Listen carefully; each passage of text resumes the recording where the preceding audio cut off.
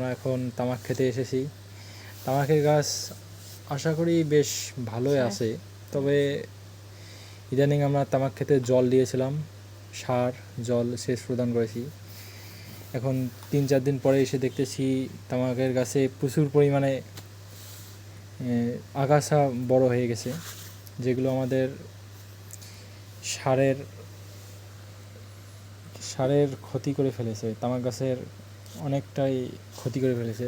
আমার সামনে দেখতে পাচ্ছেন ইনি হচ্ছে আমাদের গুলটে দাদা।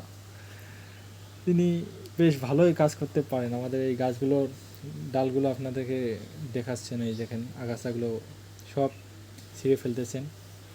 মানে এইগুলোই আমাদের তামাক গাছের বেশ। এখানে একটা জিনিস আমি লক্ষ্য করতেছি বন্ধুরা, যদি এই ডালগুলো মানে আগাছাগুলো যদি বিক্রি করা যেত তাহলে অনেক পরিমাণে বিক্রি করা যেত, কারণ আমাদের এখানে কাঙ্ক্ষিত গাছের পাতার চেয়ে এই ডালগুলো অনেক বেশি হয়ে গেছে। দেখেন এই একটা করে ডাল প্রায় 1-1.5 হাত করে লম্বা হয়ে গেছে। এগুলো আমাদের তামাক ক্ষেতের প্রচুর পরিমাণে ক্ষতি করেছে।